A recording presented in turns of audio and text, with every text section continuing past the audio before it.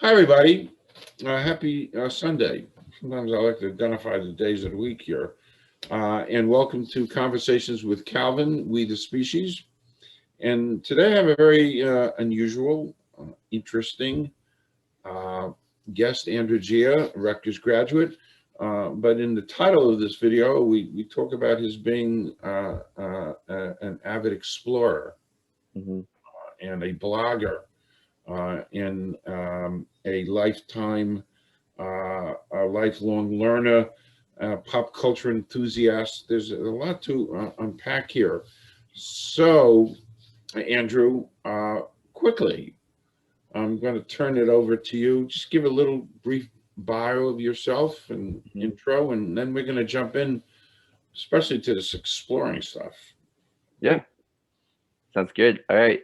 So my name is Andrew Gia. I was born and raised in New Jersey my whole life.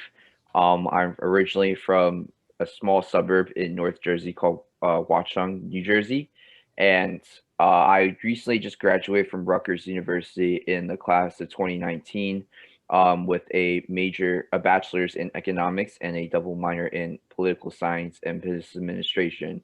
And since graduating, I spent a year working full time and also traveling abroad over in India, where I spent 9 months exploring the whole country, as well as different regions of Southeast Asia. And that was kind of one of like the most eye-opening experiences of my life as of now. And that kind of ultimately inspired me to start writing a blog and to essentially meet as many people or as many experience as many things as possible. And that's how I ended up meeting Calvin over LinkedIn, and now here we are. Perfect. So, let's just talk about your Rutgers experience because we share that Rutgers in common. Yeah. And what made you want to become a Scarlet Knight? Mhm. And how would you rate your time at Rutgers in general? Yeah, so when I was in high school, I didn't really know what college I wanted to go to, but what I didn't know, like I wanted to have that big state school like atmosphere, just because I wanted as many opportunities for me as possible, as well as being able to maximize my college experience. But Rutgers wasn't exactly like the top of my list at the time. I was originally planning on going somewhere out of state, just to experience what life is like in a different part of the country.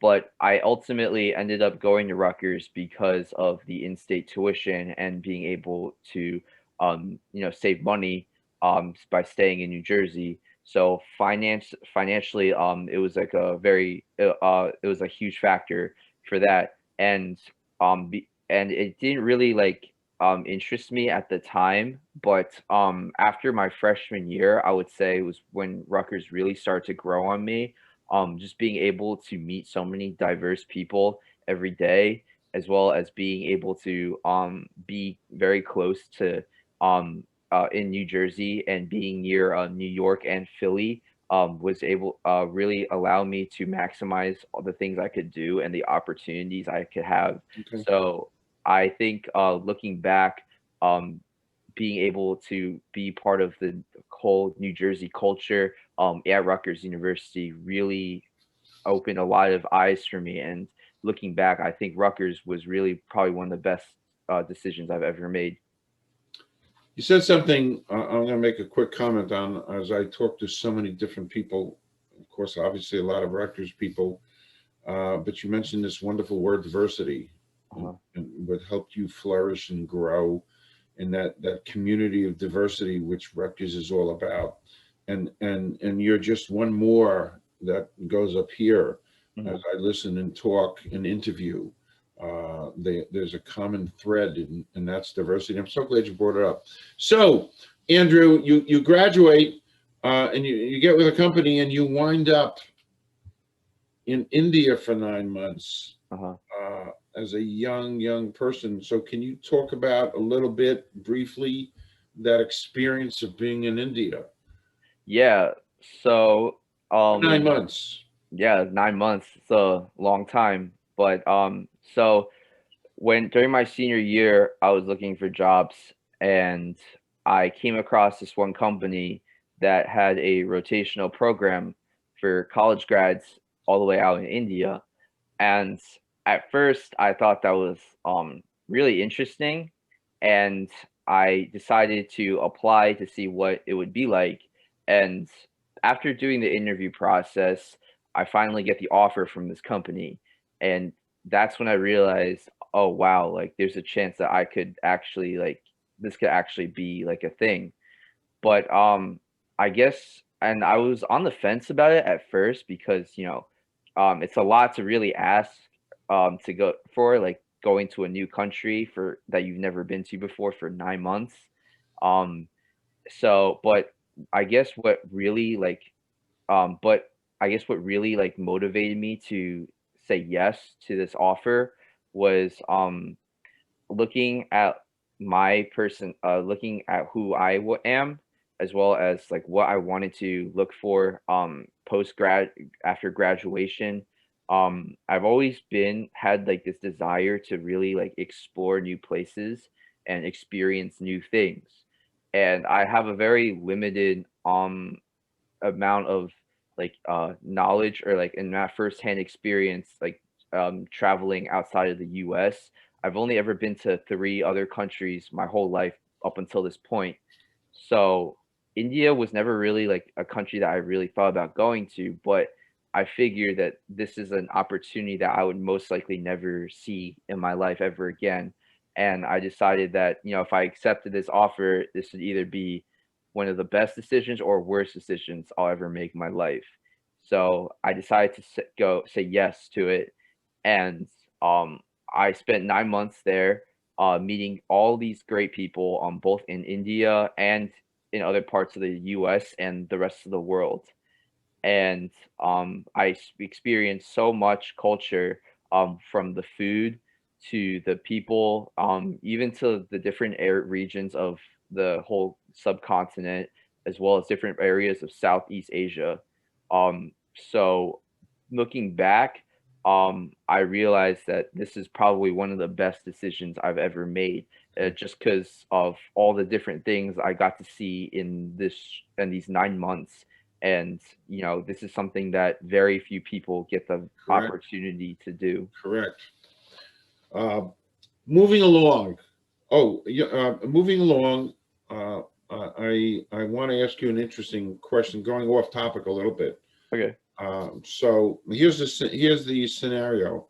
During the pandemic, excluding family or friends, Mhm. living or dead, who'd you like to spend the day with? Interesting. I don't know. Mm, I think now, after like traveling so much, I would say like a guy like I really would want to like spend time with would probably be like Anthony Bourdain. Because I felt like when he was still on the air, he had this really amazing like show where he got to travel the world and essentially like experience all these different cultures and these different countries. So being able to like sit down and listen to him talk about his Great experiences and what he's seen, I really feel like answer.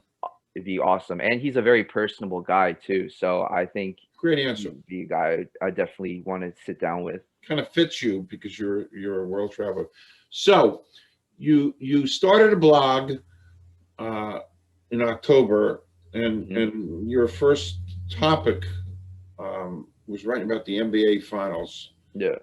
Um, talk about that a little bit, because and I read it, and it was a fascinating blog, and it made me kind of think and wonder. So talk about your blog briefly, and writing about the NBA, and we'll kind of wrap this up.